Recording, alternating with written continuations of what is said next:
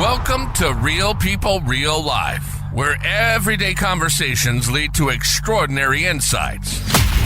We're all about digging into the lives of regular people who've achieved success on their own terms. From business and entrepreneurship to fitness, politics, education, and beyond, we cover it all. This is Real People, Real Life. And now your host, Ryan Sherrow. Tristan. That's me. Welcome. Thank you. Thank you for having me. No, absolutely. So I have my podcast. We broadcast. Let me take my glasses off. We broadcast out of San Diego, California. Yeah, but we're actually the Sunshine State. We're actually out in the middle of the ocean. Yeah, out in the middle of nowhere. So I got a first. You're two. You got two firsts with me. Okay. Number one. First time I done a podcast out in the middle of the ocean. On the ocean. And number two, the first guy that's ever been from Alabama. That's me. That's me. Now, I know we talked earlier before the podcast, and you're not a big football guy, but I just got to let you know. I do watch it. I do got to watch let it. you know up front, though. Yeah. I'm a Tennessee guy. I like the Vols. I know. And, we had a good run. Y'all got us the other week. Yeah, so well, we did. I'll hand you that one. But no, just that sport hate. But listen, I'm happy to have you here. Yes, I'm happy to be here. So I met you. I met your girlfriend, fiance, about 5 years ago, and she's adorable. She's absolutely sweetheart. And it's funny. My wife and I met her approximately about her birthday. She was about 18. Yeah. Now it was her birthday. She's 23. Yes, sir. Celebrating it in the Western Caribbean. Western Caribbean. That's where we're at, the Western Caribbean. Oh, yeah. Now, here's my question, and I'm sure the audience is asking, how the hell did you ever figure out how to get a girl like that? It's being sweet, being funny. That's it. You might not have the looks, but as long as you're funny, you're good looking guy. You're all right. We'll let the audience decide. You got to have those jokes in your back pocket. Pull those out every now and then. They'll help you out a lot. I love it. Yep. So did you grow up in Alabama? Yes, sir. Yes, sir. Okay. My whole life. I was born in Montgomery, was raised in Selma for a little bit, then moved to Prattville, and basically, yeah. Okay. Went to Coleman for a little bit, and then I lived with my brother in North Carolina because we had a little bit of a family issue, my mom. But other than that, I just keep coming back to Alabama. It's a great state. It's a great state. Okay, your whole life. So how old are you? I'm 23. So you are a Gen Zer. I wouldn't say Gen Z. Gen Z. You're definitely Gen Z. Yeah. Not a millennial, as they say. No, you're not a millennial. No. My son is 25. He's a Gen Z. You're Gen Z. I'm actually real proud of the Gen Zers. Yeah, I am too. But I mean, I'm not really in a position to say that, but I feel like Gen Z is a good spot, you know? Well, I'm in business. I've been in business for almost 30 years. Yes, sir. I've hired and worked with all sorts of generations. And I've seen some real promising with millennials and Gen Zers. I know that, every generation, especially like I'm a Gen X, will talk crap about them kids, just like the baby boomers did about us. But, from a business standpoint, and when I look at what actually matters, the numbers, and are they willing to put in the work, I'm seeing some good things from the Gen Zers. And well, see, the way I was raised, just get to work, make your money, and I've seen a lot of people like that in my generation that are hard work, not really hard workers, but want to work. Well, we can define that, right? Yeah. What is hard work? Are we going to talk about just out there, being the guy busting his ass, sweating, or consistency? So in life, I believe in consistency. A lot of people can come out the gate real fast, but are they going to be able to make it to the finish line? Well, they say where I work at, or every job I've ever been in, showing up is 90% of, It is. the work. Just got to show up. You show up and you work hard. And that's what we talk about, Tristan. We try to talk about what it takes to be successful in life, however you define it, right? Yes, sir. And we're not talking about the dollars in the bank account per se. The interesting thing, though, and I've pointed this out, is that the harder you work in life, the more you show up, the more that you're dedicated, the more you're present, it's interesting how the bank account starts to reflect that. Yes, sir. When you drive towards increasing the balance in the bank account as your main driver, that's a pretty crappy life to live. Yeah. I mean, I think it was my second or third job. I took it seriously, and goals is number one thing, or top 5 thing to have.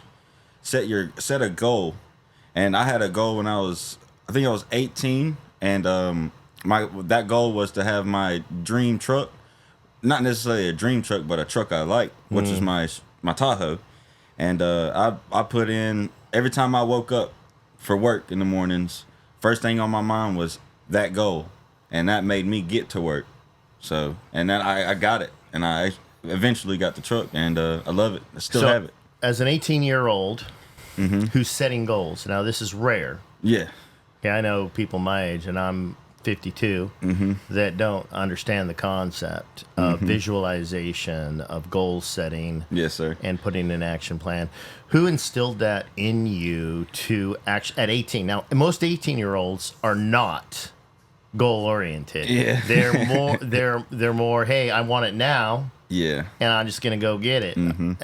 What was it that instilled this concept to set a goal, come up with a plan, and achieve it?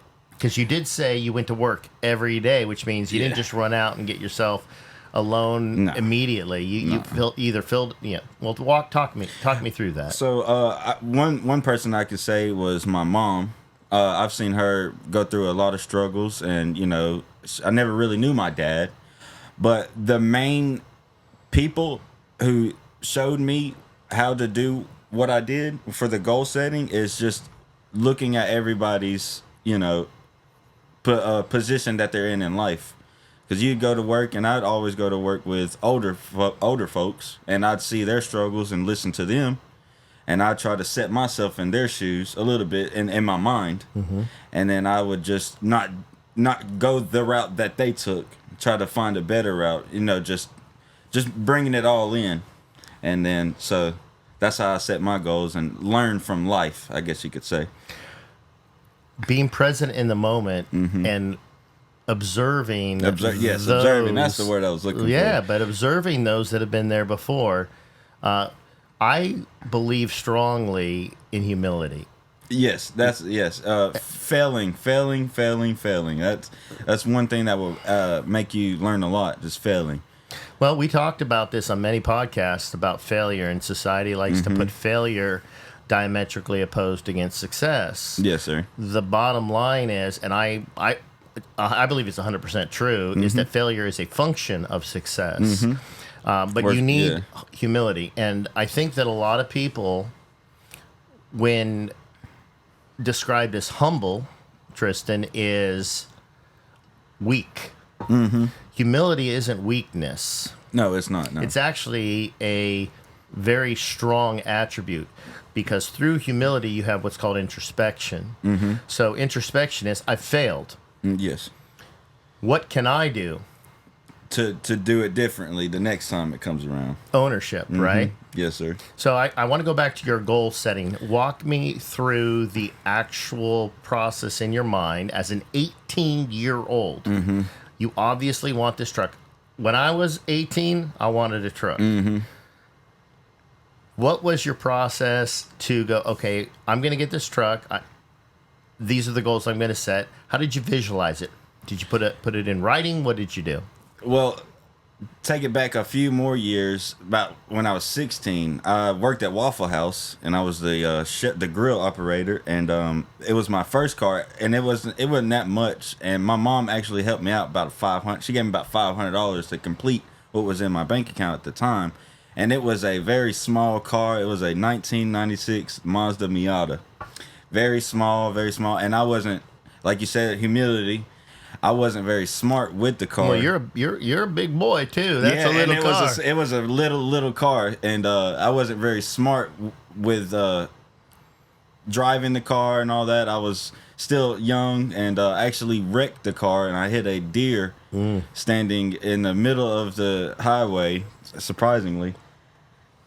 And I hit that, and I tried tried to keep it up, maintain it, and fix it, and it just every time I tried to touch it, it just went downhill even further. Eventually, just scrapped it and I just gave it to the scrapyard for $200, and I could have just parted it out after. And this is like years after I gave it away for $200, and I thought to myself I could have got a little bit more out of that. So, before I even bought the car, I always wanted a Tahoe. But after that, I failed with my first car, so that set me up to make it bigger and better and just go harder, you know. And I finally, I found a new job. It was working for Asplund, and it was cutting trees around power lines. And I told my foreman, like, the first day, I'm going to work like crazy because I want my truck. Mm-hmm. And I never missed a day of work. Never, just every time, like I said, every time I woke up in the morning, I wanted that truck. That's what got me out of bed in the morning. Mm. And then eventually came around getting that truck, and I still have it to this day, and I love it. It paid off. Like, hard work pays off. It really does. It does. And when everyone is, looks at what's the quickest way to make $1 million, right? Or how do I get successful tomorrow? Everybody wants it so quick. The secret. What's the secret? And people sell it. Mm-hmm. You can get on late night TV all day long. There's all the books and this and that, and this is the way to make it fast. And ultimately, it comes down to showing up, working your ass off. That's correct. And being the best that you can in whatever you're doing at that point in your life. And what a lot of people need to understand out there is that that's what you do now. Mm-hmm. That's not forever. It's not forever, no. It's a stepping stone to the next thing. And it's a huge stepping stone also. So your mom, you were pretty much raised by your mom? Yes, sir. And every now and then a boyfriend will show up. But that's about as, yeah. So let's talk about your mom, if you don't mind. Yeah, that's fine. That's fine. How there's a lot of single moms out there, and I think one of the most difficult thing a single mother does is try to raise a boy. Into three of them too. Three? You have two other brothers? I have two. I'm the youngest, so. You have two older brothers. Yeah. All right. So a single mother trying to raise boys into men without a good man around. There's bad men, and they're not necessarily the best for young boys. Yes, sir. However, it seems like your mom did a damn good job. Yeah. What was her foundation? How did she keep you guys in line? Well, every now and then you get in trouble. You got to have spanking. That's one thing, and just the observation of seeing someone who's trying to raise me struggle so much, having multiple jobs, working here and there, and that's what gave me my drive, was seeing her wake up every morning and putting me through school as much as she could. And me being little, I wouldn't want to go to school some days, and she'd push me to go to school and all that, and just really seeing her drive, it made me want to stand out amongst others. How did you do in school? To be honest, I did drop out in the 11th grade. I still do not. I have a GED, but I'm doing fine without it right now. But in the future, would I like to get my GED? Yes. You don't have your GED yet? No, sir. No. So, you're raised by a single mom. You got two older brothers. Are you close with your older brothers? Oh yes, sir. We'll play the video games on weekends. Play a little Call of Duty and all that. But yeah, we're very close. Excellent. Yeah. Because what brought us close together is our mom. Because she demanded you guys to stay close. That, and we care for our mom. Seeing her struggle all the times we were little and all that, and I've had and they had a abusive father. And we've had to deal with that, but luckily that's no problem anymore. So, yeah. And you seem wise enough to look at that situation and break that cycle. So, I've had multiple occasions where I've seen one of the ex-boyfriends of my mom abuse my mom, and that made me want to treat the woman in my life with the utmost respect. Yeah, women should be. Yeah. They should feel safe around Yes, them. yes, You know, yes. it's to be. You know, last time I checked, I'm not a woman, but I have a good woman in my life. And one of the things that you know, that my wife would tell me is, it's a vulnerable place out there for a woman, Every day, and every day. to have a good, strong, real good man out there. And you know, society has gone really far out of their way in the last 20 years to really degrade men. Yeah, that's okay. And well, you know, toxic masculinity and all yeah. this kind of nonsense. And you know, they're taking a small percentage of these evil men, and I'll use the word evil, men who, and then they project that on people like yourself, who have seen the evil Yes, and very, have very stepped evil. up and are willing to do what men should do, Yes. and protect, Yes, sir. and provide. I mean, because when you have a childhood, when you see your mom get beat around like that, it changes everything. For Now, let you. me ask you this: How long did that kind of behavior last when the boys got to become men? It was. I bet them once we boyfriends started acting straight.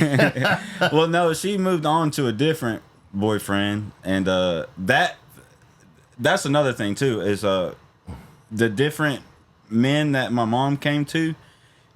One we got one that was abusive and one that really knew how to treat a woman.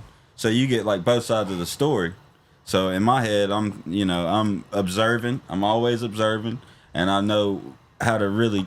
The one boyfriend that she had that was nice lasted a good long time, but everybody has their falling out every now and then. They didn't really work it out as good as they should have, and observing those different sides of the story really helps me grow as a man. Well, I think that the fact that you understand the concept of observation, the concept of, I mean, why not learn from people around you? It's free. That's what I was talking it's about. It's a free education. That's what I was talking about. Working. Usually, every job you go to is you're gonna have the older folks, and I always want to get in with them. I want to be around them. I want to hear their stories. I want to hear everything so I can observe and fill my head with their knowledge. And that's a blessing. That's really is a blessing because, like you said, it's like a free college course, about any subject. Yeah, it really is. There used to be mentorships. The unions were very proud of that. The young boys, the young women would mentor with, more mature, more educated, wise. Wisdom is very important. I like to define wisdom from education. A lot of educated people without wisdom out there. And it used to be in society that for thousands of years that the elders would take the young and these days it feels like nobody's respecting elders anymore, because I work with young people who are like 18 and they got way different opinions than somebody who's been doing this before we were born, and it's just like there's no the respect. Well, It's just breaking apart. There's always been a generational gap of respect, but, well, I don't know if it's a generational gap of respect, more a difference of opinion. However, I think that the millennials, the Gen Zers, have lost social skills with the advent of social media. Everyone's walks around tied into their phones. Yes, they don't know how to sit and have a conversation. I always think about back to before technology. We had so much time to just. You see old people all the time sit on their porch and just look out, and they had so much time to think, to do anything. And I go to sleep and I'm stuck on my phone on TikTok, and that's the only way I could go to sleep. It's just I wish I want to put it away. I want to have more free time, but like you said, we're stuck to our phone like crazy. Time. It's interesting because you're a goal setter. So one of the things that you'll find when you set bigger and bigger goals in your life is that the one variable to achieve those goals, Tristan, is the one thing you can't control, and that's time. Yes, sir. Okay, so your time is fixed. And the problem with that is that God doesn't tell us the expiration date. Yeah. But every single day you take a breath is one last breath you're going to take. And you just don't know when it's going to happen. So one of the ways to get off of that kind of, in my opinion, addiction. I was. It is an addiction. I was scrolling, flipping, doing all that kind of stuff. But I also am a goal setter. And one of the things that I do is my wife and I, we have what we used to call a goal board. Board, a vision board, people call it. Well, we changed the name of it, and we changed it to an action board. Action. So this board, it's just a whiteboard. It hangs in our hallway, and we have to walk by it every day. And at the beginning of the year, we write, the goals for the your actions for the 2024. Year. And I have my personal for me, her personal for her, our joint goals, our business goals, financial, spiritual. We go right on down the list. And we walk by it and we look at it. And it's a reminder of, okay, what are we doing to achieve these particular goals? It's a good guideline to have. And then once you, like you said, you walk past it every day, it's in the back of your head. When you don't set goals, like officially, you're lost throughout the year. You're not steady forward to it every day, every day. Well, look what you achieved when you set a goal to get to Tahoe. Yeah, I got it, and I got it in less than 6 months. Well, and you set a goal, so right. So every single day you woke up, that was your focus. Now think about if you take the same concept, put a board in for 2025, and say, okay, I got my Tahoe, check. Yeah. Now you put, let's say you had one goal that year to get that Tahoe. Let's put 5, right? Yes, maybe it's save X amount of dollars. Yes, sir. Let's say, now we'll talk more about your career because I'm really excited about that. We do talk. People that listen to the podcast know that I'm in the trades. Yes, sir. I'm in HVAC. I'm a big proponent towards the skilled trades. We'll get into that in a minute. But if you put down more than just one goal at the beginning of the year, all of a sudden you're going to have to time manage, and you say, well, how do I achieve this? So in order to achieve a goal, you have to always ask yourself one thing. What am I willing to give up in order to achieve the goal? So weight loss. Do I want to lose some weight? I had to lose weight this year. What am I willing to give up? Okay, so I have to put next to my goal, I can't do this. Am I willing to give those things up? Okay, I want to save X amount of dollars into my retirement. What am I willing to give up? All right, well, let's look at my budget. What are the things? What are we spending? Exactly. I want to get more educated in this subject. Well, what am I willing to give up?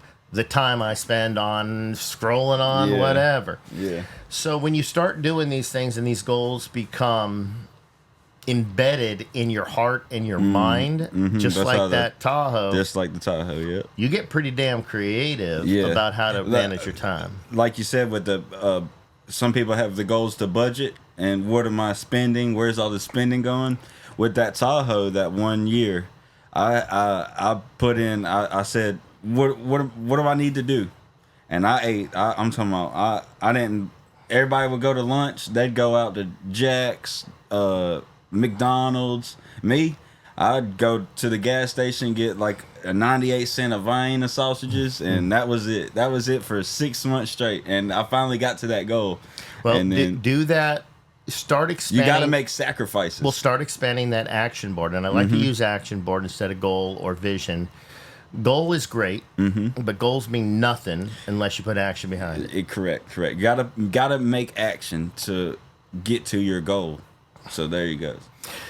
So when I grew up, I'm a Gen Xer, right? I grew up in the 80s, and one of the things that we I heard that was a time to be alive too, huh? In my opinion, amazing. Yes. Your mom kicked you out of the house by 8 a.m. and said, don't come back until the streetlights come on. That's how my mom was, too. She didn't care. Me and my best buddy would ride our bikes, and we'd ride miles away from home, and as long as you make it back by 12 o'clock, then it's the no first problem. taste of freedom for young yes, people. really, you know, it really, you get your. it really is. We were talking about it with a guy I grew up with on a podcast, and talked about getting our first bikes, and you know how the world opens up a little bit more. And then you get your mountain bike, and then you get your first car. Yes, and yes. and it keeps opening up. I see people today teenagers. They're just buried in social media. They're buried. The problem, here's the problem, and I'm not trying to bag on social media, but we have the highest levels of depression and suicide and mental disorders. I feel like it's because everybody wants a good image for themselves, and when you go on social media, you see everybody living their life up, doing way better than you could be doing. And it just sets up in your mind that this is where I should be. You understand it's fake, though. Yeah, it's all fake. Yes, of course. See, I live in California, just a stone's throw away from Hollywood. 99% of that stuff. I mean, we could have done this in San Diego and said, "Hey, I'll tell you what, Tristan, we're gonna go ahead and say we're flying to Dubai. Oh Lord! In a G5, and they'd print us tickets up." And we'd rent the plane hangar for 2 hours. They'd videotape us and then make us look like that's really the life we're living. The fact is that's all bullshit. That isn't real life. It's not. And ever since I've been with my fiance, I used to be on Snapchat and all of that. Well, let me ask you Instagram. a question. You got a ring and a date? I don't have my ring on because it's rubber, and I lost it at work the other day. I mean, she wants a date, though. You got to make sure We're planning on trying to get married in the court next year. Okay, so Next this year. is something you put on your board. Yes. I expect that And on the board. she does the we do monthly. She has her monthly chalkboard because it's set. It's like a small little. So you got thing you got a smart fiance. Yes, sir. Well, there you go. But like I was saying, ever since I've been with her and I met her and we took things serious, I haven't been on social media at all. I used to post on Instagram trying to keep that image up for me, but ever since I found her, I don't really care for that. All I text is my best buddy, and then I don't really care about social media. Well, there's plenty more. of ways to use it positively to achieve your goals. I mean, obviously, we're going to post all of this on social media and things, but we want to push out their positivity, and let people know, hey, the American dream's not dead.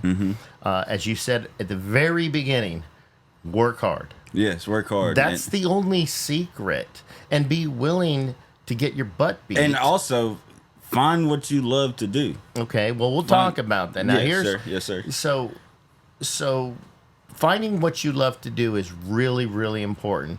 And you'll hear the people selling dreams. Yeah. Say, follow your passion, right? Follow your passion and start a business, or follow your passion, and that's what you should do. And that's great. And I believe that. Identify what you love to do. Here's the problem. They forget to tell you of the hedonic roller coaster. That's the idea of finding where you want to be. No, sorry. No, that's fine. Passion is fantastic. When you first met your fiance, the passion was hot and heavy, and things are great. It still is, and it is. It still is. But the what'll happen in life with everything is things will normalize. Yes, sir. Yes, sir. And so what do you do when things normalize in passion? So let's say you start a business and you're all passionate about it, but the reality of business kicks in and things, quote unquote, normalize. Now the challenges kick in. Well, people give up. Well, I don't feel the passion anymore. So maybe I wasn't passionate about it. Here's the problem with that, is that you've defined passion wrong. Yes, you still enjoy the process. You still love the woman. You still love the job. You still love the goal. You still want to achieve success in whatever you're doing. That's right. But inevitably hard times will hit. Yes. Are you willing There to- will always be hardships. Are you willing to do the work And necessary? that jumps back to hard work, and you just got to put in. As long as you I feel like I can't talk because I don't have the experience. I don't know how it goes, but in my head, being young, if something like that was to happen, like starting my own business, and when hard times come, you got to persevere. And hopefully, I don't know how it goes, but in the end, when you're older and, you know, it'll work itself out, it's sort of, kind of. I don't know how to explain it right there, but because I don't have experience, I'm still young.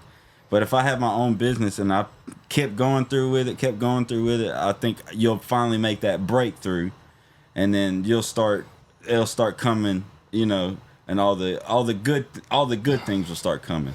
Cause like God will test you. He will test you like crazy. And as long as you go through those tests, and it's gonna be like hell, but as long as you get through those tests and you do what you got to do, I feel like there's a light at the end of that road. You know what I mean?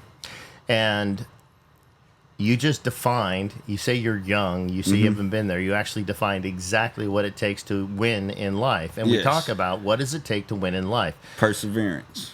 It does. And that means in your relationships, that Yeah, means in yeah. your business, that means in any of the goals that you set for yourself. People set goals because they're exciting. That's how it was with my Tahoe. Yes. I was excited about having a truck. But the question is, what did you have to give up Oh, to man. meet your goal? A lot. Marriage. Man, People get really excited about getting married. What do you have to give up Oh, in okay, order to yeah. achieve Yeah. success in marriage? There's a lot that you have to tell yourself that when things get tough, I got to put in the hard work. Yeah. Because it will pay off. That's And- how and it is right now too. This is everything in life. Yeah, And every aspect of it too. and you've kind of figured you know, and you should not degrade. You're not degrading yourself, but what you're saying is, well, I'm young, I don't know. Actually, I'm pretty impressed with the fact that you are willing to stop, listen, observe, create a goal, go after it. Understand you had to give up a lot to meet it. Now you just go ahead and what we call in business scale Okay. that out Okay. to other things that you want to achieve in life. So you worked at Waffle House. Yep, my very first job. Pretty common place there in the Yeah, South. They're about every other corner. That is a staple restaurant in the South. That's where you when go. you go there, you'll understand why. Yeah, well, I love a Get good. the hash browns, I'll tell you that. They're everywhere. We have a place in Tennessee, and the Waffle House is you know, you always get the great meal, Yep. good price. Good a little bit of a good service, especially expected service, because it was crazy. Because it's open 24/7. Yep. So it was I think it's third shift, 9 to 8 or 7 or something like that. I can't remember. That is where the crazy happens all through the night. You got people coming in drunk. You got people coming in wasted, throwing up. Ugh. And it was just crazy. It was crazy. I don't think I got a couple hours into a third shift, because I usually work the second shift, which was 2 to 9. So, and then sometimes your grill wouldn't show up, and you have to work the extra couple hours until he shows up. And getting a little taste of it was wild.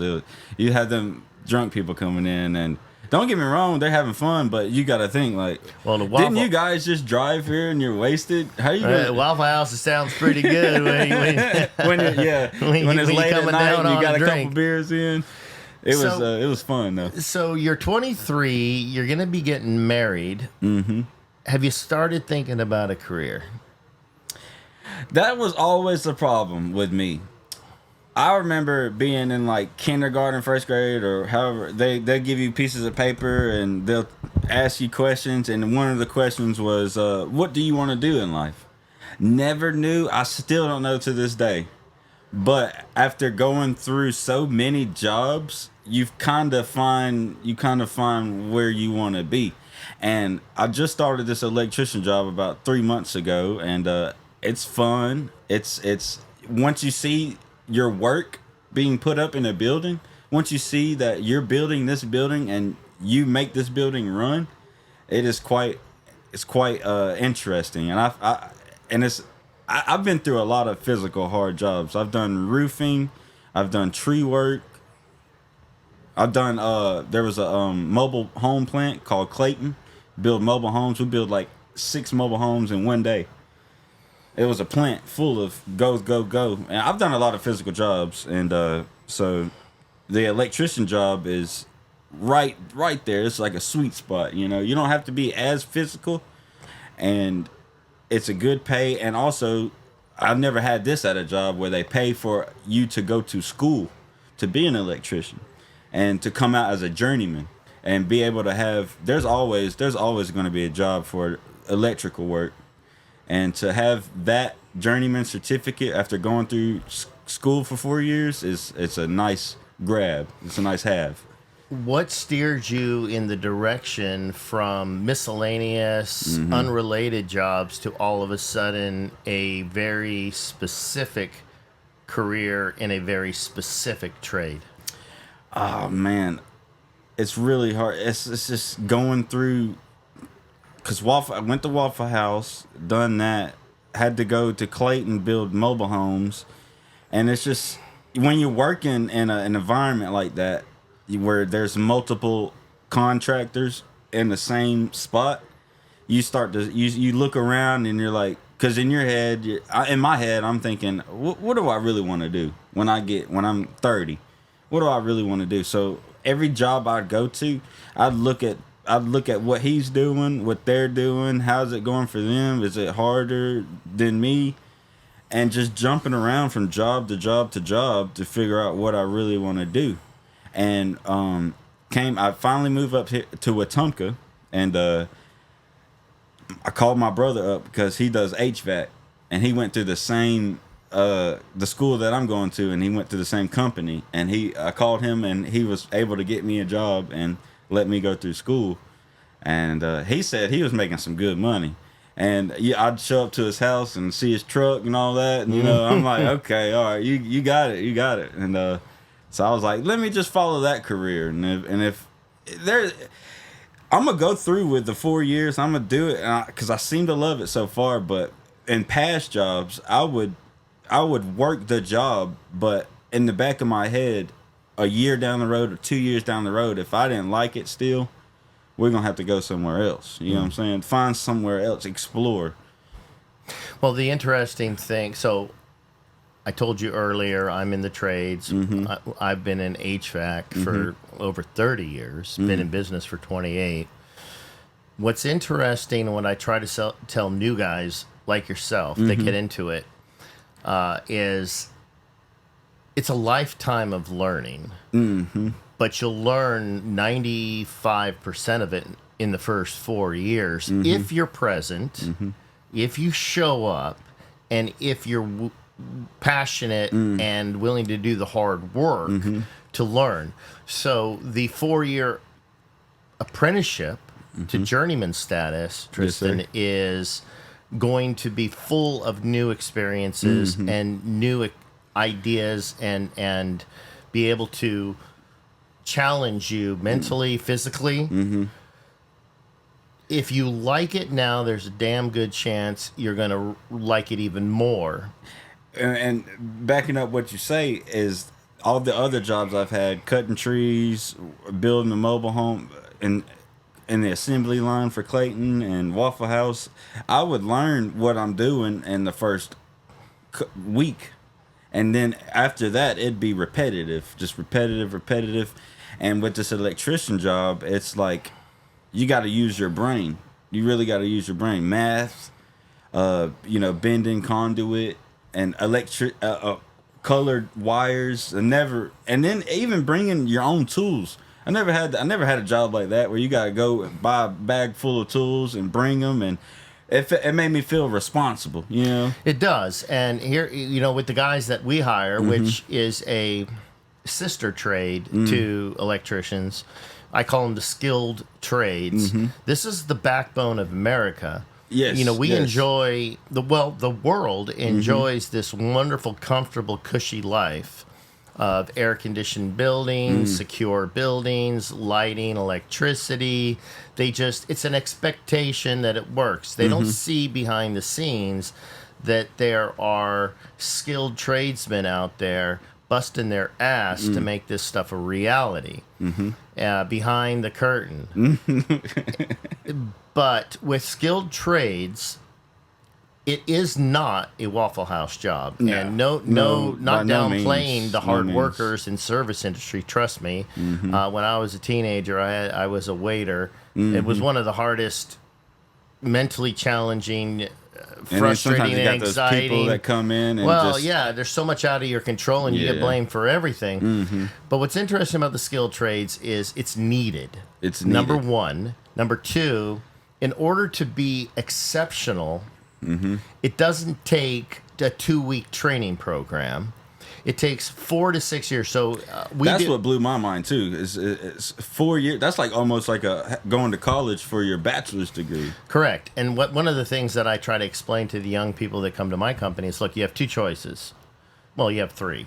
You can be a government ward and live on welfare the rest of your life and be a loser. You can get a dead-end job that you get trained up in literally 2 weeks, and then you have peaked. That's repetitive. You after are that. now the lead whatever, and guess what? Yep. You're replaceable because they can hire and train somebody in 2 weeks. 2 weeks. In the trades, every year you get through the training and you do the hard work and you learn the new skills, you can't be replaced. If you're doing those things, that's important. You have to understand.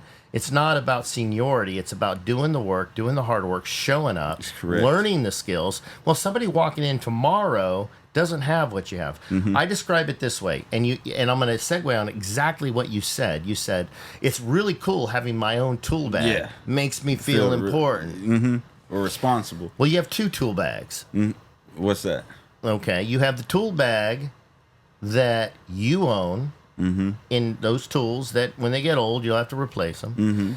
You'll probably have some tools that the company will eventually tell you that they're going to have you use, some expensive things that everyone uses. Perhaps when you become a journeyman, you have your own truck. And it's fully stocked out with things the company. And that's one of the goals, like we were talking about before. I would love to. That's how I set a goal in the back of my head. I ain't really set it yet, but to have my own truck, that's a huge goal for me. And it is, because as you get to the point where you become responsible, you know enough to where a supervisor can put you on a job to operate and do the skills you've learned. But the other tool bag that nobody can ever take away from you is the one that you're filling every single day with knowledge. Yes. Okay, and this is what the great thing about your apprenticeship program and what's great about the skills. Now, this is also true for college degrees and things if you invest in the right college degree. And this is something that I talk about, where in my generation they told us that if you don't get a college degree without actually telling you which college degrees pay, you are going to be working at Waffle House the rest of your life. And we're not picking on Waffle House. It's just that it's you just had an worked example. there. But they'd say you'd be working at McDonald's, or you'd be flipping burgers the rest of your life. In other words, it was binary. You had either you were going to be a failure, barely make it in life, or you're going to have a college degree and be perfectly fine. Well, the problem now is that we have more people out there on the unemployment line working at McDonald's and Waffle House with college degrees that actually have degrees that are useless. And they got $50, $70, $100, $150,000 worth of student loan debt because the government is perfectly fine giving an 18-year-old, $100,000 worth of debt. Grant. Yeah, not a grant, a loan. They got to pay back, that when they're 65, Sometimes you'd be lucky to get a grant. Well, yeah, maybe if you're lucky. But go back to something that we were told. So in my generation, they actually started taking the trades and what we called vocational classes out of the schools. The school I went to for the couple of years, the high school I went to for the couple of years I was there, had a trade school, and they'll load you up on the bus and then they'll drive you to the trade school, and you can learn like carpentry, electricity, and all that. Sometimes I don't think they do welding anymore, but yeah, that was when I was leaving school, they was talking about leaving that alone, you know, which is a bad thing. I don't think that's a good idea. Well, the infrastructure of the world is built on the backs of the tradespeople. Yeah. And there is a serious deficiency in skilled tradespeople out there. It is very difficult to find people that are willing, who actually know what they're doing. There's also, there's a big complaint. I hear it from peers of my own. Oh, there's nobody out there that knows what they're doing. I can't find good employees. Well, we solved that problem where I work because what we've done is created a mentorship program. Yes. We bring young people like yourself who says, okay, I'm willing to put in the 4 years.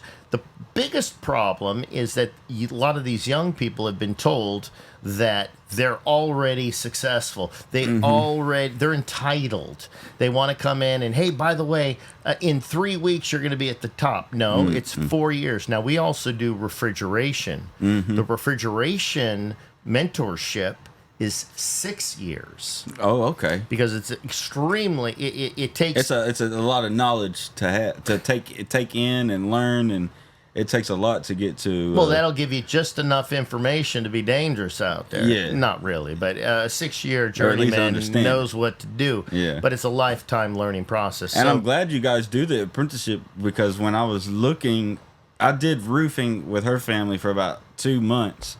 And I was like, it ain't working out. And I started looking online on Indeed. And every time you would find something that seemed interesting, like electrician or, what's it called? Pipe, the helper.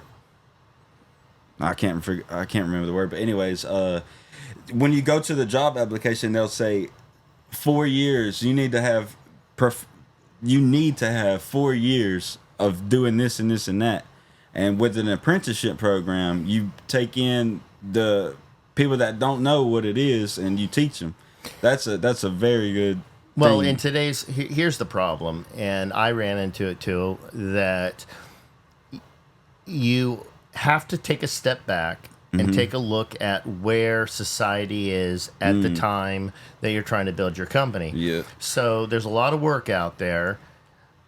And a lot of companies, including myself, want to scale, right? We want to build. We want to get bigger. And so we're trying to see people that are already skilled to come in and help us scale. The problem is that they're far and few between. And generally speaking, they're already embedded in other companies. There are a few out there, because there are bad companies out there where people want to leave. You need to reevaluate your growth process as a business person and say, okay, let's grow slower, Right. and start building a new workforce. And that's kind of the balance that we've chosen. As a 18-year-old, 17, 18-year-old, you set a goal to buy this Tahoe. You achieved the goal. You sacrificed. Now you're in the trades. I think it's a great decision. It is. You've been in there for 3 weeks. You're brand new. Yeah, brand new. Still green. We've discussed there is a 4-year growth process. And are you willing to commit to that 4-year growth process, even when you hit a peak somewhere in the middle? Well, see, out of every job I've had, you like you said, you hit that peak the first month. You know what I'm saying?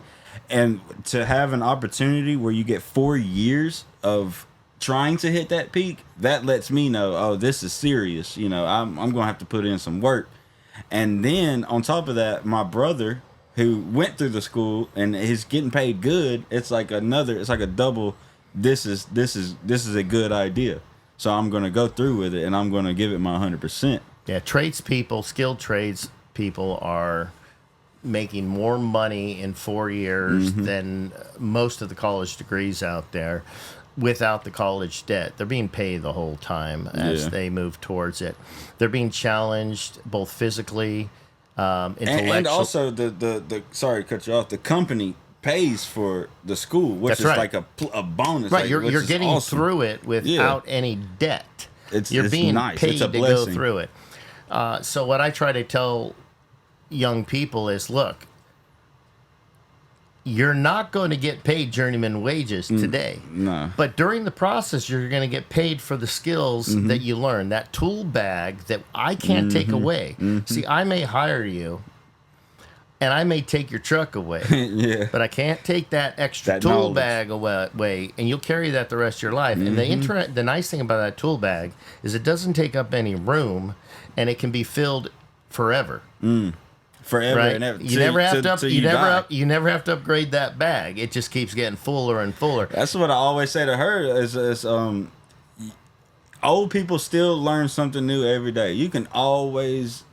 Every day you can learn something new. There's not one person on this earth that knows everything. Every single Well, thing. speak for yourself, man. What are you doing? This is my podcast. So I mean, wait a minute. Yeah, I think that's for a 23. That's very wise. Yes. Well, I mean, I don't know. I'm still young. I'm still learning. So Yeah, I appreciate the humility, but where you're at in life as a 23-year-old is really important to understand the importance of that. yes, sir. So where you're at as a 23-year-old with the kind of mindset you have, you can and should be a mentor to people your age. So when we were talking earlier about the older generations imparting wisdom on the younger, well, there's a younger generation, Tristan, that you can impart wisdom on too. And I'm starting to see that come in. I'm at the last two jobs I worked at. That I'm starting to see like people who are younger than me, and I never thought that would be a thing. I thought like I'd go always working with older folks, and I'm starting to see young people come in. Like I'm working with a guy who's 18, and it's quite interesting to see how younger people think. Even though you've not done this, but you've been through life, maybe a few couple more years, but.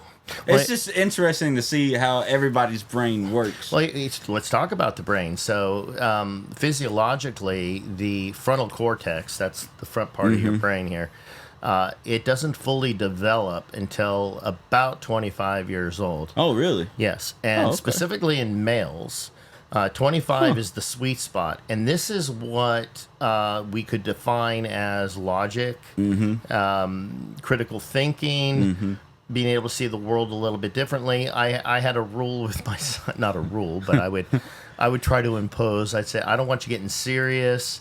I don't want you, making critical, hardcore life decisions until, you're 25, and then start making some life-changing decisions.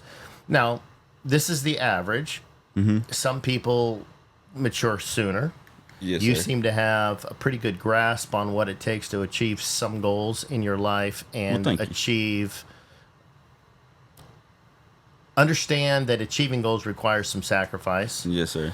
which is a sign of maturity. Yes, sir. Specifically where you came from. Yeah. Not a traditional two-parent home with a successful father, successful mom. You had a struggling mom, raising 3 boys, difficult situation.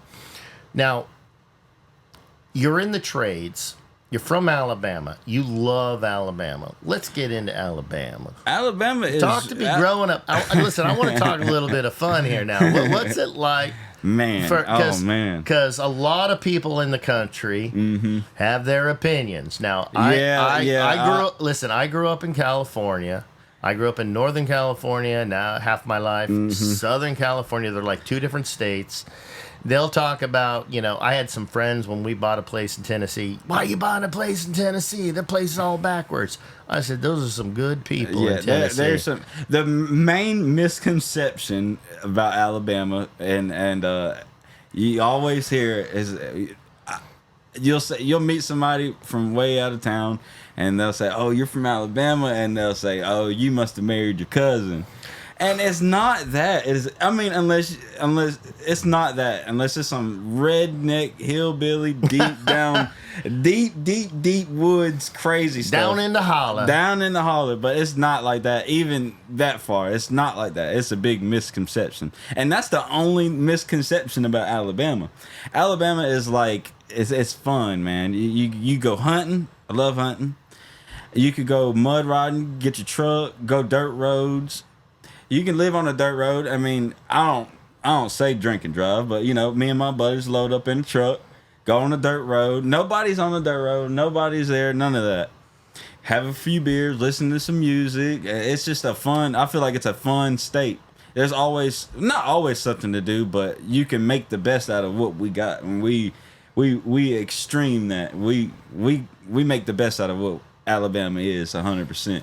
You want to go hunting is fun. I mean, hunting ain't for everybody, but now you know what? Most people don't like hunting. They're upset about it because they buy their meat in the store. And that's okay. That's okay. But once you really get your first experience of hunting, they don't realize it's not like we're out there killing everything that moves. No.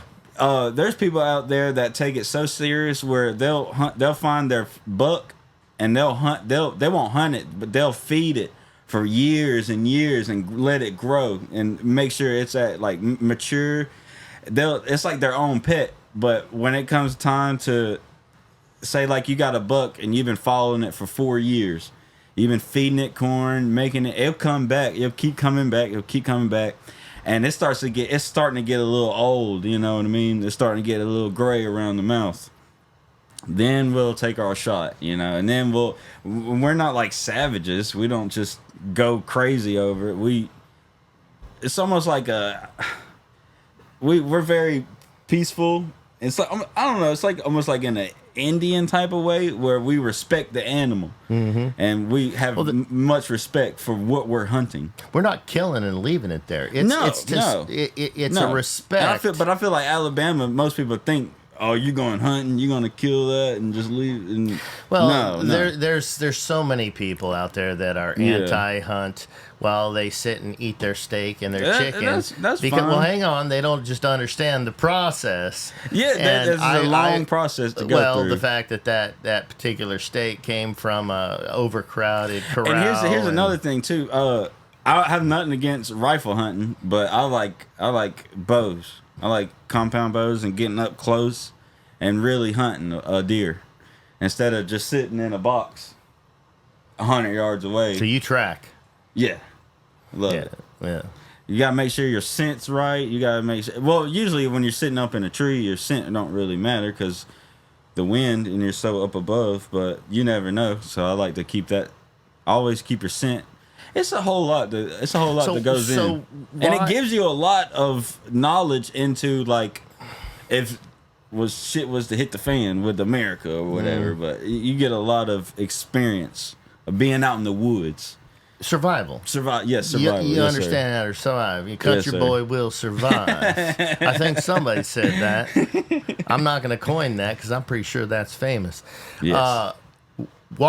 I love the idea that you said rifle hunting is great. Yeah, it's great. But I like bow hunting. That's pretty cool. Why do you like bow hunting over?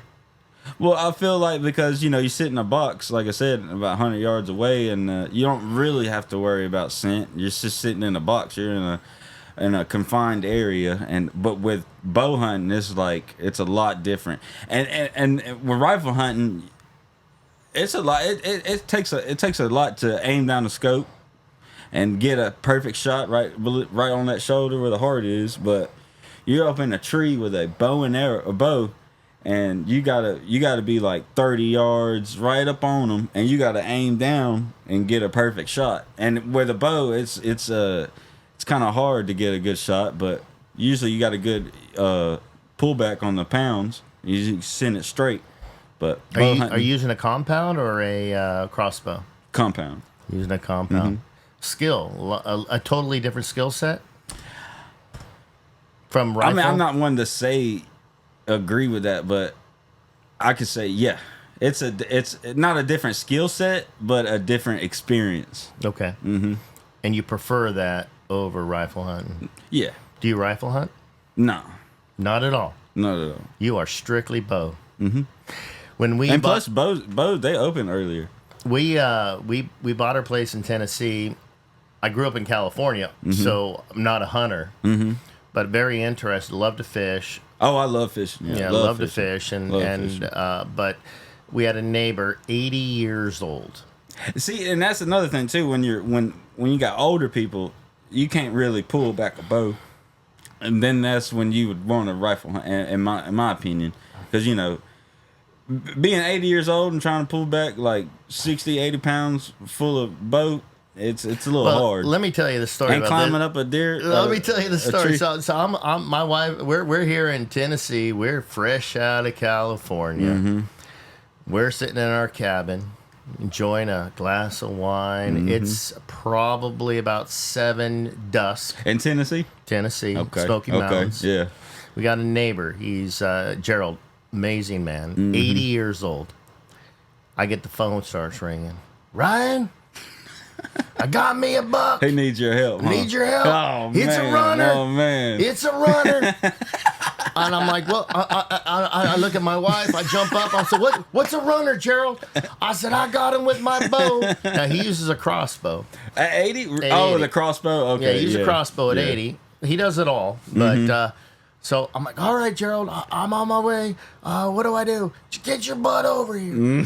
So he's up the road. So we jump in our little car and we cruise up the dirt road and we get on up there. And so I said, Gerald's down by the blind. Go down there. And we go down there. I said, Gerald, what's going on? He says, I got him with my bow. I got a clean shot, but he's a runner.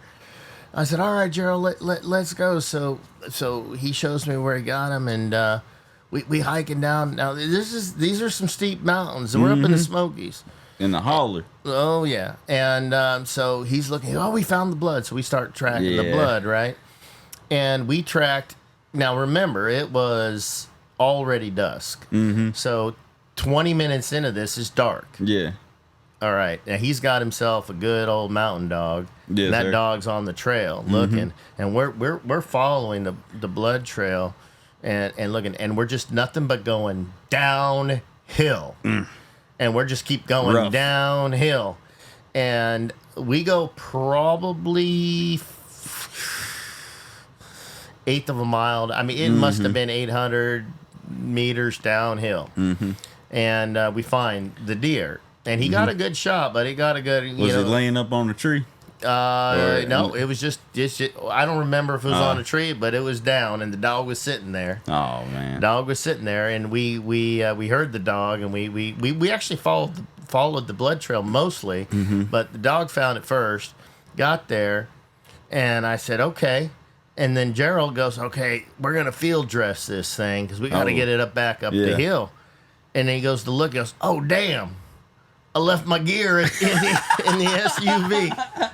He has one of those, what is it, SUV, UTV, in his UTV. I said, well, what does that mean, Gerald? Well, Ryan, we got to haul this bitch up to the... I said, what are you talking about? I'm out of breath. Now, I was about 55, 60 pounds heavier than I am today. Now, remember, this is an 80-year-old man. He says, what do I do, Gerald? He goes, grab a leg. Oh man! Yeah, I said, "All right, that's it. That's it right there." And so I grab a leg, and I had to keep moving. I had to keep up with this guy. So we're coming on up, and we're going. I'm breathing. I couldn't believe it. And we're dragging this deer, dragging. He's just coming along laughing. The guy's 80 years old, laughing the whole time. You all right there, California? You all right, California? And I said, Gerald, shut up. I'm all right. And I think I'm gonna have a heart attack. So where the UTV was sat was up on a cut-in road. Well, you know what happens when they cut a road in? They cut it down. It dips down. Yep. So I'm like, okay. I'm looking at that, and there's like 6 foot where it's almost straight up. Man. And I looked at Gerald, and he goes, "We got to get it up there." He says, "You ready?" I said, "Okay." So he says, "You grab the front legs, and I'll grab the back legs," and I start going. I get about 3 feet up the bank. I trip. I fall over. No. The deer comes rolling on top of me. No. I knocked the 80-year-old man over. Oh, no. He goes rolling down the mountain. I thought I killed him. I'm full of blood. And I pop up. Now remember, we're brand new. We're not even in Tennessee for a month. This is your first experience. And I just think I killed. First of all, I didn't know what I did. I'm full of blood. I've got an 80-year-old man ass over tea kettle, and I'm thinking I'm going to prison. They're gonna think I killed this old man. He take a fall. It sounds like he's laughing. Yeah. And he's next thing you know, I'm getting up. I got the deer on me. He's pulling the deer off of me, and he's looking down at me. California. You all right? You all full of blood. Gerald sounds like a tough man. He's funny. He says, "You ready to go? Let's get this. Let's get this." So we get it up on top. We get on the. I'm covered. He's just laughing. It was a buck, right? Oh yeah. How many points was it? It was a small buck. I think it was probably 8 or 10. No, maybe 10. It was a smaller buck. 10 points? I don't remember. No, I don't know. I was brand new from California. I was about to say, I got video. God almighty. You know what I'll do is I'll look for the video and I'll see if I can't post it on the podcast. That'd be so nice. I can count it for you. So I'd love to see that. So we go on back to his house, which, up the road, and his wife's already there. She's got the garage open. She's got the hook. Yeah, ready to skin it. A couple 80-year-old people. Yeah. And I said, well, what are we going to do, They John? are a different breed, them type No, he folks. goes, what do you mean what we're going to do? We're going to prep this thing right now. Yeah. I said, well, how long is that going to take? Give me 20 minutes. Yeah. He had that thing quartered up. He had it skinned, quartered up, and she had it in the freezer in literally 40 minutes. They don't play. And I almost threw up. Oh, did you watch the whole thing? No, it wasn't skinny, but he actually he got his shot wasn't very good, so he got the gut. Oh man, yeah, He that got was the pretty gut, messy. and I'm like, when we were pulling it up, when it fell on top of me, I got a bunch of gut. That's in my probably why he face. ran so far. Is the gut shot? He ran. Well, I don't know. Yeah, something like that. He goes. He just laughed at me when I got a smell of that. And, sometimes they'll get the pea, the sack of pea. Oh man, you gotta be careful when you get skinned. I tell you, you don't take an 80-year-old man that's been in the mountains of Tennessee with a California guy on the first run. And I to this day, I know he called California because he just wanted to see what it was like to see me. And that was just, and I thought I killed the guy. And oh yeah, I would probably been scared. The fact too, of the right matter there. is that he thought he killed me.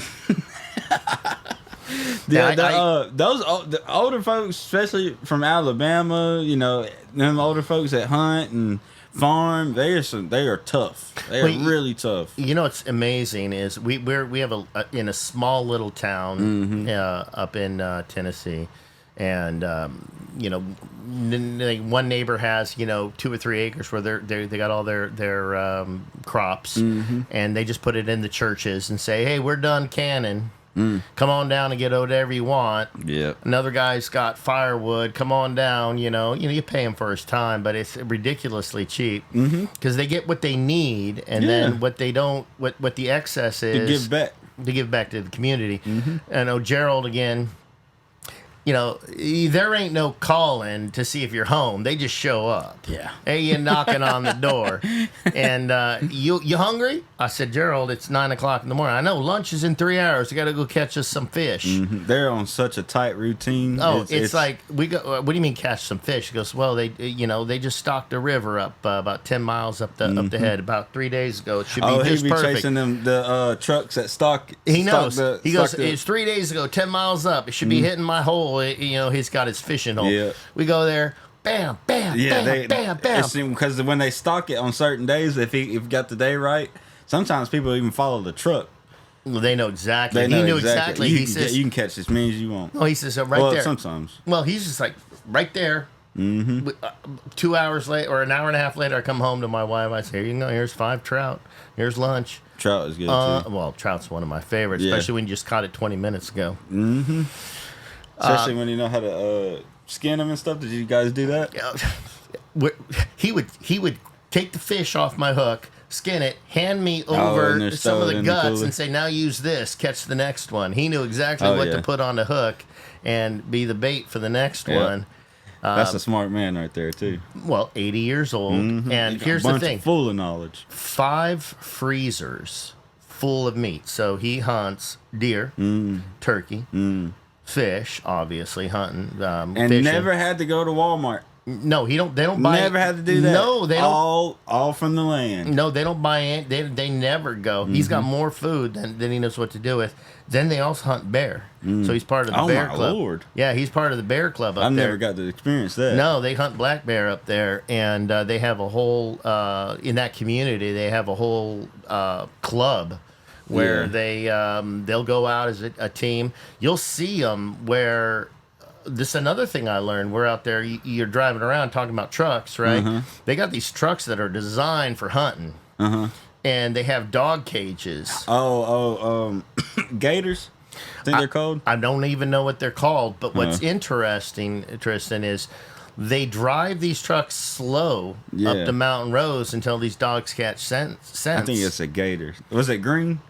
Can't remember. I don't know, but they're aluminum cages, and these dogs start going crazy, and they release them. Now they got these dogs on GPS. They send them out. Oh yeah, and they go on to hunt tree bears during bear season. You see them everywhere. You gotta be careful right there, though. Them bears might catch on to one of them dogs and just go crazy.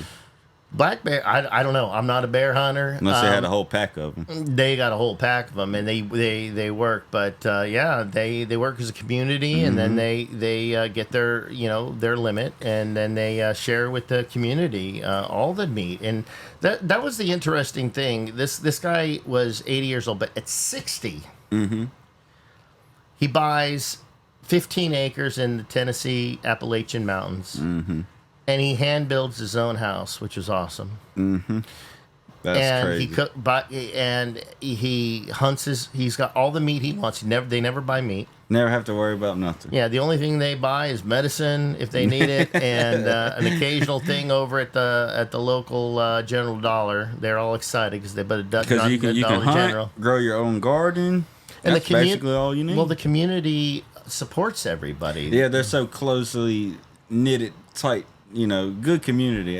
And that's how it is in the South. You can make good friends with your neighbor and the neighbor's neighbors, and it goes a long way because they're always there when something happens. That's how it is in the South. We love it. We call it getting the California stink off us. We try to get out to Tennessee and brush off that California stink. You don't realize how regulated things are in the California. Well, when you're in it. And you're living it day to day, and then all of a sudden you go on out to, Tennessee or Alabama or any of these southern states where freedom still exists. And you're able to, we bought our house and our property, but the one thing that my house didn't have was a garage. Really? A garage. And I need to get me a garage, right? A workshop. Every man needs a garage. Sure. So one of the very first things we did is we went on down to City Hall. And I said, hey, look, we have this property. I want to get a garage, and I just want to know where your permit department is. Oh man! And she just kind of looked at me sideways, and you don't need none of that. Says, well, you putting septic in that? Are you putting septic in that thing in that garage? I said, no, we already have septic on the property. She goes, you running new electrical out there? I said, no, we got a 200 amp panel. I'm just going to, throw a little sub panel. She goes, why the hell you think you need a building permit then? We don't give a Well, she didn't say shit because they don't say that around there. But she said, we don't care if that thing fall down on your head. It's your property. It's your building. The only thing something like that will come into play is we do have what's called the HOA. Homeowners associations. Oh boy, I wouldn't do that. I don't like those because if you buy your own house, well, who's to tell you what to do with it? And that's how it is in the South. And there's pros and cons to it. You got your neighbor who don't know how to build a garage, and that thing's about ready to fall over. I've lived with my grandma and my grandpa for a couple of years, and I've literally watched. My grandpa is just like Gerald, and I've watched him come home from school off the bus every day, and I've watched him build a nice little shed. He built two of them. He built the whole. He has his own tire business, but it's like out in the back of his house, and it's not like an official tire business where like Pet Boys and all that. But I've watched him build things with his own bare hands, and it's amazing. Well, let me tell you something about the Geralds out there, your grandpa out there, and you. you all have one thing in common. What's that? And they all had a tool bag that nobody can take away. Gerald filled that thing up for 80 years. Yes. He probably knows more. I forgot how it goes, but he probably knows more things than he's forgotten, or he probably taught his grandsons more things than he's forgotten. But Tristan, take a look at these people, and we'll finish up the podcast with this. But you have your tool bag. Yes, sir. And you can be that 80-year-old guy, but you can also be the 23-year-old guy. You have tools in that 23-year-old tool bag that the 18-year-old doesn't have. Yes, sir. And you continue to build it. You continue to grow it. There's no degrees attached to it. Nothing. There's no, but it's up in your head, and you're able to share that knowledge. You're able to build your own life. You'll be able to survive. And at the end of the day, when the curtains go down, you lived a damn good life. That's right. More importantly, you were able to share that knowledge from that tool bag to the old California with the deer guts on them. Yeah. And you're doing it now. Yes, so, sir. yes, are you young? Damn straight you're young. And guess what? Be proud of that, because you're only going to get older. Yeah. Do you have something to contribute? Yes, you do. But pay attention. Do not lose focus on that tool bag that you are filling. Yes, sir. Because I can't take it away. Society can't take it away. Nobody. Your boss can't take it away. Protect it, grow it, and you will be that 80-year-old guy who has more wisdom and knowledge. Yes, sir. and that's living a good life, man. It's a damn good life too. And stick to the trades, man. I Stick to promise it, yeah, you, stick to the it will trades. challenge you. And you said something at the very beginning, stepping back and looking at that building, going, "Wow, Seeing what you did." I actually did that." And here's the neat thing about the trades: for generations, they're going to benefit from that 8-hour day that you put in. That's correct. That project, that electricity. They're going to take it for granted. Oh, don't get me wrong. But you will always have and here's the neat thing, and I do it to this day. I'll drive by and we might have installed the air conditioning on this massive building. I did that right there. But I'll just say, see that building right there? That's me. I'll take credit for the whole damn building. But at the end of the day, there's a significant portion of that building that would not exist if Tristan, with his tool bag, didn't show up. It's almost like an artist painting. When the journey of painting. It looks like you're not doing it right, but once you get done with the whole thing, it's nice to sit back and look at. Learn to take the paycheck as only a function of why you do stuff.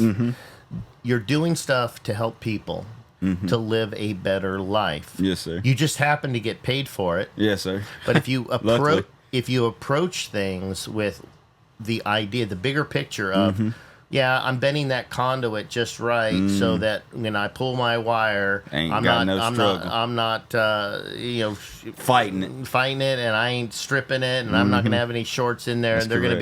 gonna be, they're not gonna know what I did, but I know what I did. Yes. That's what I love about. That's called integrity, and that's what will put a smile, and that's what will make your life a lot better, significantly worth living. Better than my past jobs, that's for sure. How would you describe? I'm going to finish with this because I'd love to have you back. Yes, sir. But I want you to describe at 23 years old what you would describe success for you would be in the next 5 years. I honestly already feel like I'm at that point. I mean, I'm really easy to satisfy. I mean, but success-wise for me in the next 5 years, what would you define as success? having my own land, a place to call mine. That's about it. But I mean, yeah, that's about it. I'm really easy to satisfy, like I said, but some land. I want some land. I want a place to call mine officially. Well, there's a song out there that says "Buy dirt." Who sings that? Don't ask me that question. I can't name an artist even when I grew up. I always forget. But it's a great song. Well, listen, Tristan, thank you so much for taking the time. Thank you for on having me, man. I know you're on vacation. I know I dragged you in here, but this was a blast. This has been an experience. This is the vacation has been a first. And this podcast right here has been an excellent first. So. Well, I hope people get a chance to visit Alabama. Oh yeah, please. We don't push nobody away. But don't move there if you don't think like Alabama. Yeah, take a vacation or something. All right, guys. Well, appreciate it, Tristan. Thank you so much. Thank you. All right. Thanks, guys. Have a blessed day. You've been listening to Real People, Real Life.